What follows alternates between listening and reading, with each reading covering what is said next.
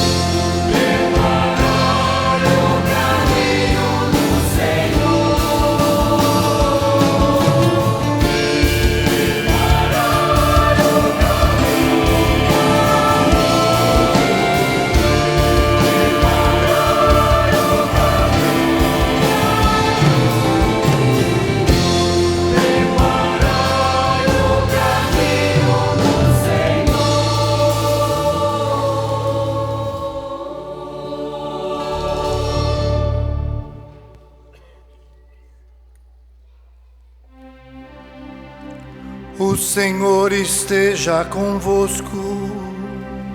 Está no meio de nós. Proclamação do Evangelho de nosso Senhor Jesus Cristo, segundo Lucas.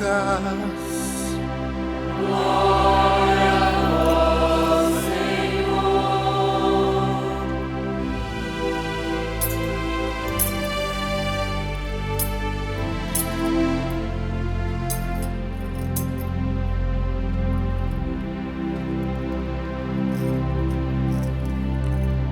Naqueles dias, Maria partiu para a região montanhosa, dirigindo-se apressadamente a uma cidade da Judéia. Entrou na casa de Zacarias e cumprimentou Isabel. Quando Isabel ouviu a saudação de Maria, a criança pulou no seu ventre. Isabel ficou cheia do Espírito Santo.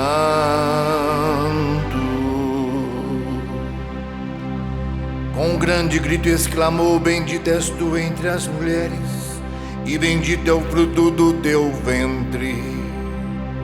Como posso merecer que a mãe do meu Salvador me venha visitar?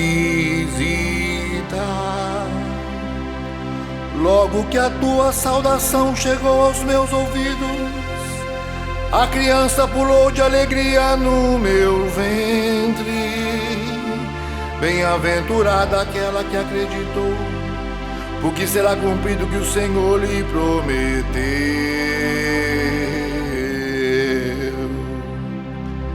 Então Maria disse: A minha alma engrandece o Senhor, e o meu espírito se alegra em Deus, meu Salvador, porque olhou para a humildade da sua serva.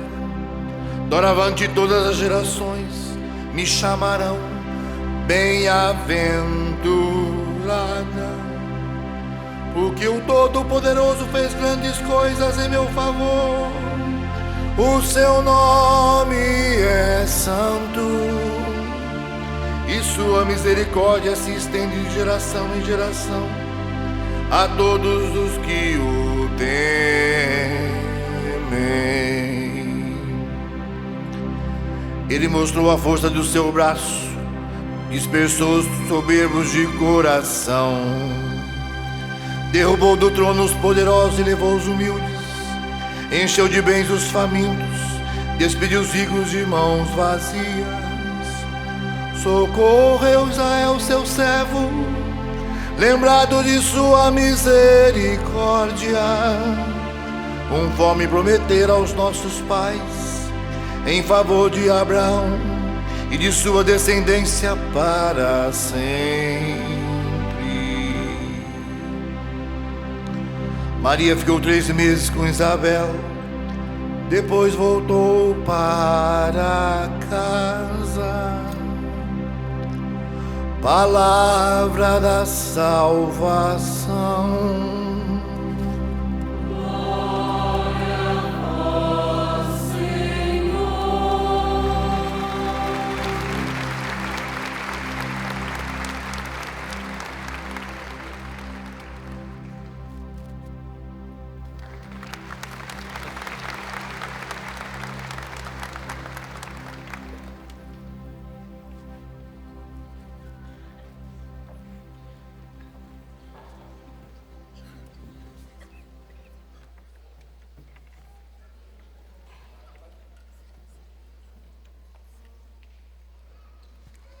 Para apacentar e santificar o seu povo, Cristo, o Senhor, instituiu na Igreja diversos ministérios destinados para o bem de todo o seu povo.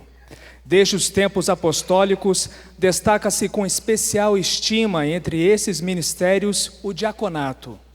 Em comunhão com o bispo, os diáconos, fortalecidos com a graça do sacramento da ordem, servem ao povo de Deus por intermédio da liturgia, da pregação da palavra e do exercício da caridade. Participemos com alegria da ordenação diaconal dos acólitos Charles Jader Gonçalves da Silva e Helenildo da Silva Pereira. Eles serão agora chamados e apresentados a Dom Beni, que os acolhe em nome da Igreja para o ministério diaconal. Queiram se aproximar os que serão ordenados diáconos. Charles Jader Gonçalves da Silva.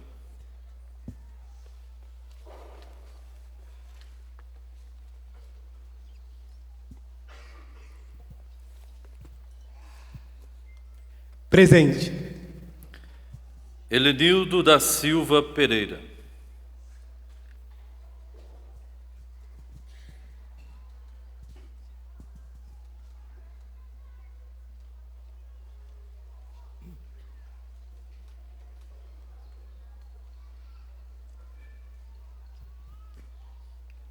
Presente.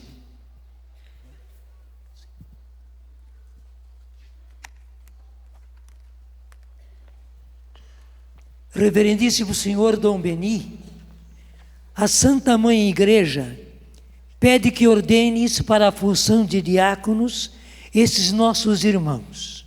Podes dizer-me se eles são dignos deste ministério? Tenho interrogado o povo de Deus e ouvido os responsáveis, dou testemunho de que foram considerados dignos. Com o auxílio de Deus e de Jesus Cristo, nosso Salvador, escolhemos esses nossos irmãos para a ordem do diaconado. Graças a Deus.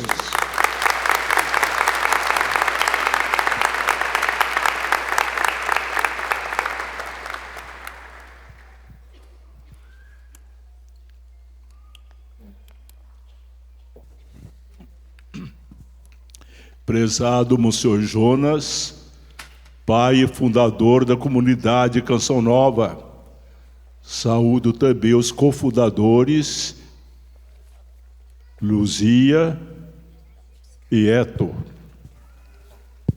Prezados sacerdotes concelebrantes, diáconos e seminaristas, saúdo de modo também muito especial os pais dos ordenandos e seus familiares, irmãos e irmãs.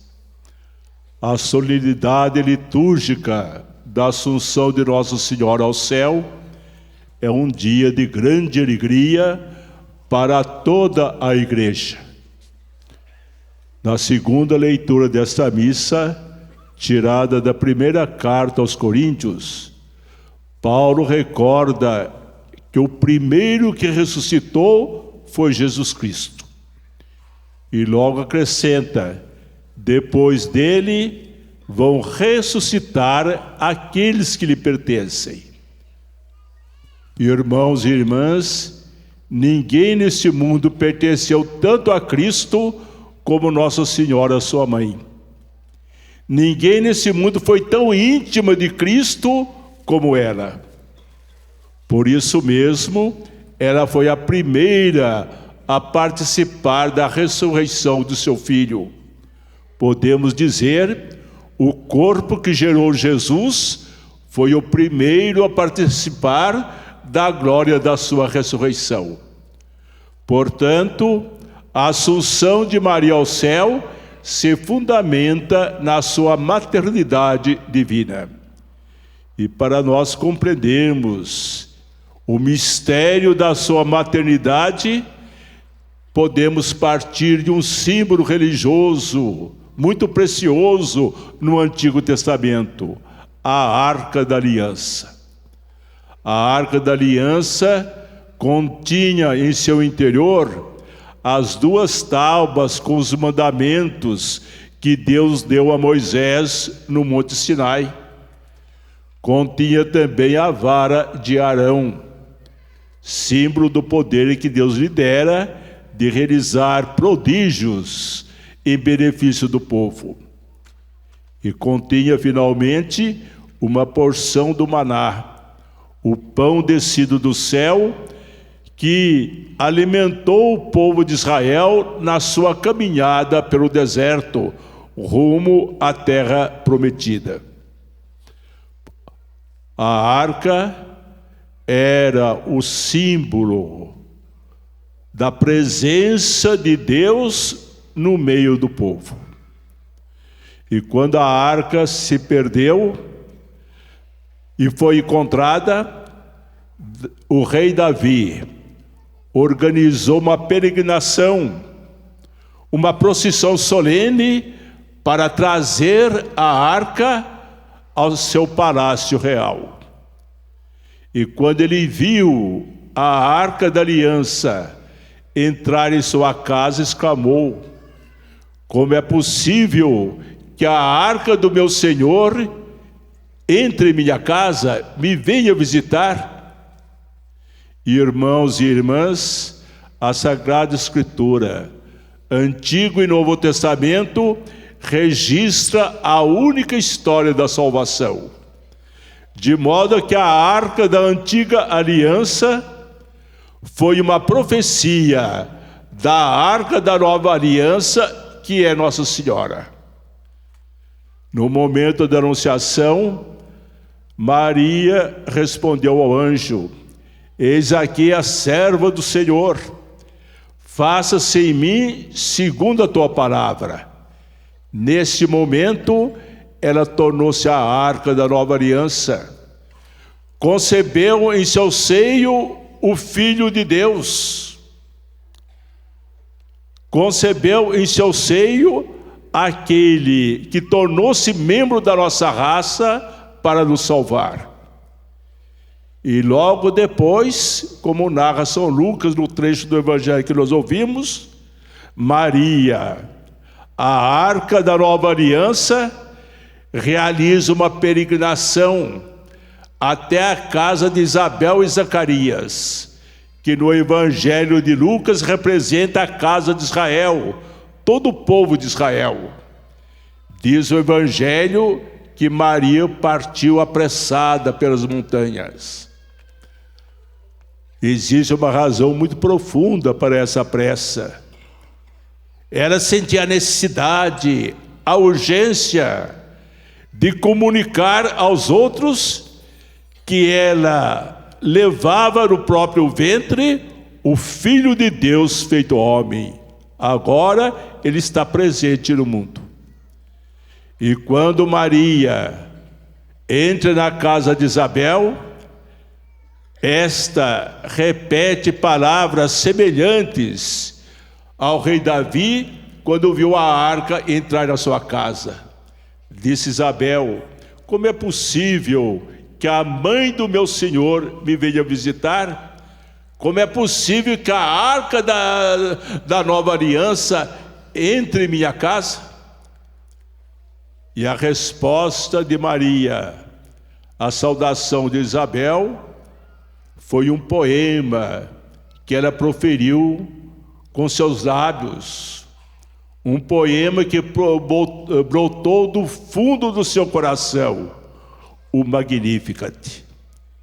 Irmãos e irmãs, podemos dizer que o Magnificat é a biografia de Maria. Reflete a sua alma, o seu coração, a sua personalidade, a sua vida. Quem quiser saber quem é Nossa Senhora, basta ler ou escutar o Magnificat. A minha alma engrandece o Senhor. Maria proclama que só Deus é grande, mas ao mesmo tempo ela proclama que é a humilde serva do Senhor. Portanto, tudo que ela possui, tudo que está sendo realizado nela, não provém dela, provém de Deus. O Todo-Poderoso fez maravilhas em mim, realizou grandes coisas em mim. A primeira maravilha que Deus realizou em Nossa Senhora foi justamente a sua Imaculada Conceição. Desde o primeiro instante de sua existência no ventre materno, o Espírito Santo ocupou todo o espaço do ser de Maria. Nenhum espaço restou ao pecado. Ela foi concebida no estado de santidade. Nós nos santificamos após o nosso nascimento através do batismo. Mas Nossa Senhora foi santificada no primeiro instante de sua existência no ventre materno. Por isso mesmo, os cristãos orientais chamam Nossa Senhora de Panagia, expressão da língua grega que significa toda santa. E nós, ocidentais, a chamamos a Imaculada. A segunda grande maravilha que Deus realizou em Nossa Senhora foi a sua virgindade perpétua. Ela recebeu esse carisma do Espírito Santo. Colocou todo o seu ser feminino a serviço do projeto salvífico de Deus. A terceira maravilha que Deus realizou em Nossa Senhora foi justamente a sua maternidade divina. Ela deu à luz ao Filho de Deus feito homem. Assim como a gravidez de Maria foi um fato extraordinário, fora do comum, também a sua maternidade, o dar à luz ao Filho de Deus, foi um fato extraordinário, fora do comum. Por isso mesmo, a igreja proclama que ela foi virgem antes do parto, no parto e depois do parto. Outra maravilha que Deus realizou em Nossa Senhora foi justamente a sua participação ativa, consciente no mistério da redenção. Junto à cruz, ela ofereceu a Deus Pai a vida do seu Filho pela salvação do mundo. Uniu o seu sofrimento de mãe ao sofrimento de seu Filho para a salvação do mundo. Aquele corpo crucificado era carne da sua carne, osso de seus ossos. Por isso Nossa Senhora pode ser chamada a corredentora do mundo. Irmãos e irmãs, a primeira leitura dessa missa, tirada do livro do Apocalipse, cita uma segunda peregrinação que a Arca da Nova Aliança Nossa Senhora fez. Agora foi a peregrinação da terra até o céu. Como são belas as palavras iniciais do texto do Apocalipse que ouvimos. abriu-se a porta do santuário de Deus que está no céu, e apareceu a arca da aliança, uma mulher vestida de sol, tendo a lua debaixo de seus pés, uma coroa de 12 estrelas em torno da sua cabeça. Maria tem a lua debaixo dos pés. A lua, na Sagrada Escritura, é o símbolo das realidades terrestres. Ela peregrinou da terra ao céu. Por isso que tem agora a lua debaixo dos seus pés. Já ultrapassou a condição de peregrino neste mundo. Vestida de sol. O sol significa a glória de Deus. Significa a glória da ressurreição de Cristo. E ela foi coroada, mas uma coroa muito bonita, feita de 12 estrelas, que representam a igreja dos 12 apóstolos. Portanto, ela foi coroada como rainha da igreja que está na glória e da igreja peregrina nesse mundo.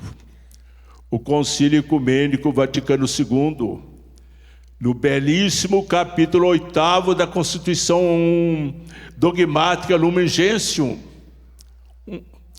afirma que Nossa Senhora é mãe da igreja, porque mãe do fundador da igreja, do princípio de vida da igreja, que é Cristo.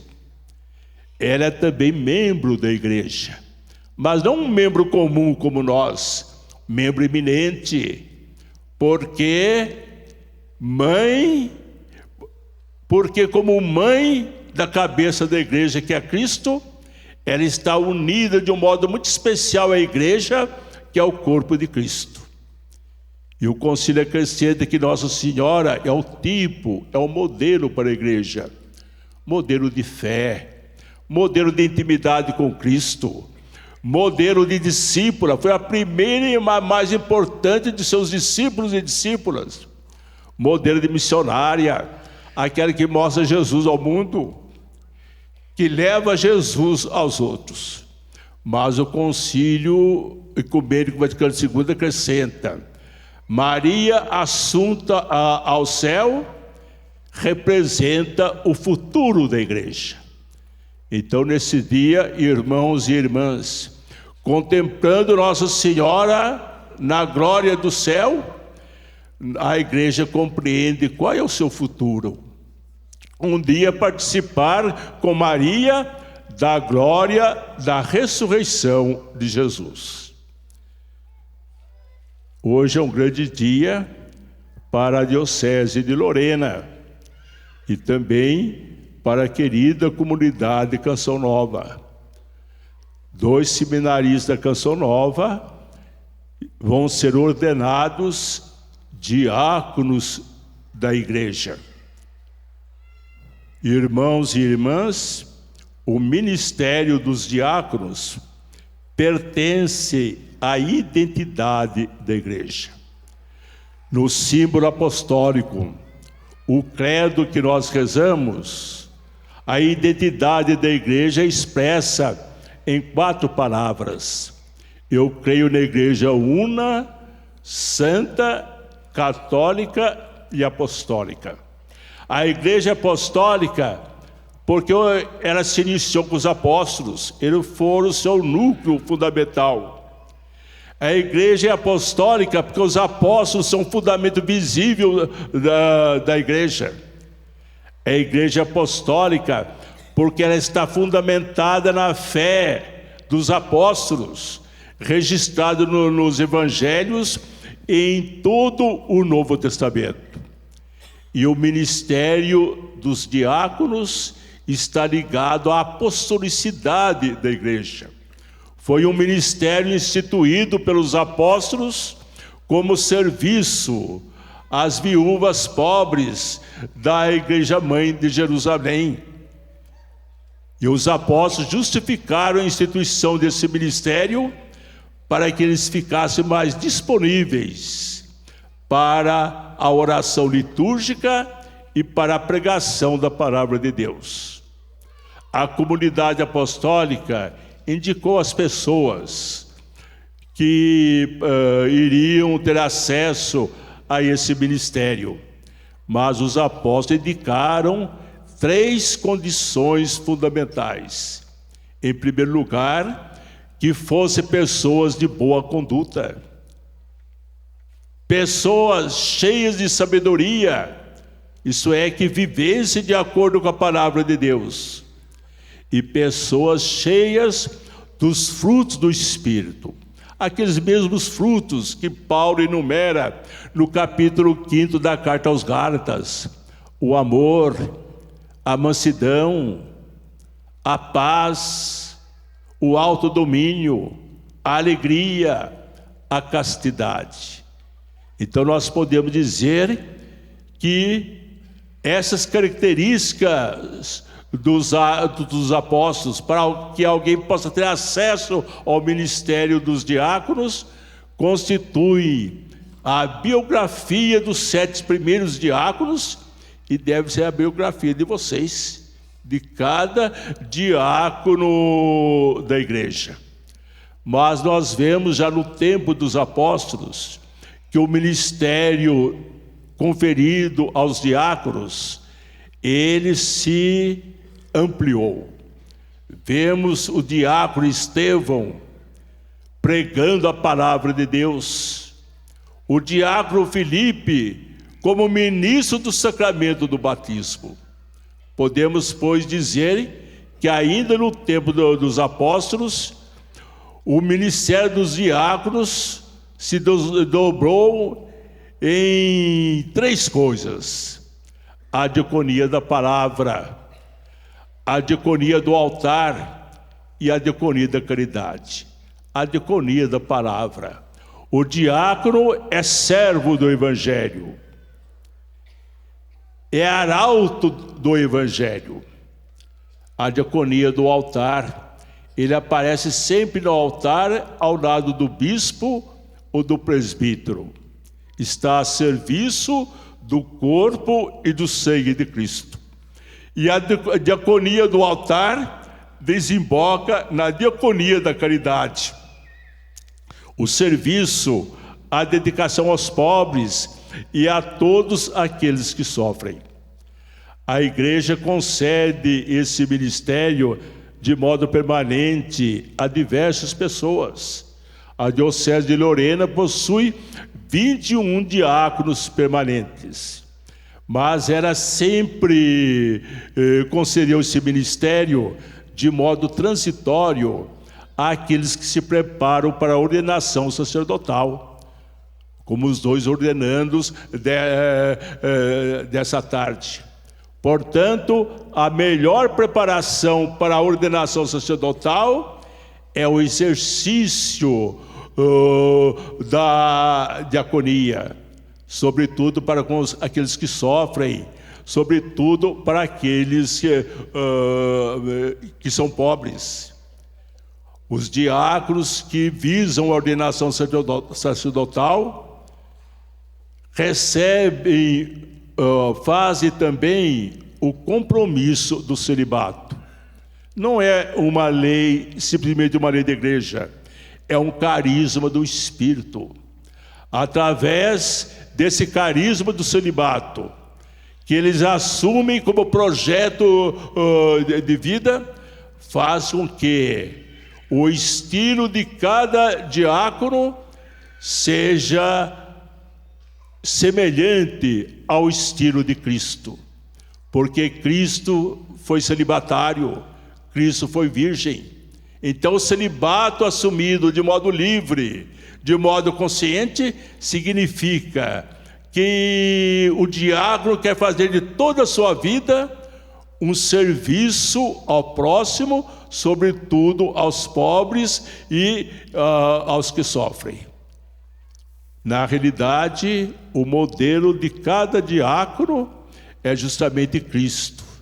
O Filho do Homem, disse ele, veio não para ser servido, mas para servir e dar a sua vida pela salvação de todos. Então, nisso consiste a diaconia. servir Cristo presente dos pequeninos deste mundo. Tudo o que fizerdes aos meus irmãos mais pequeninos, foi a mim que fizestes.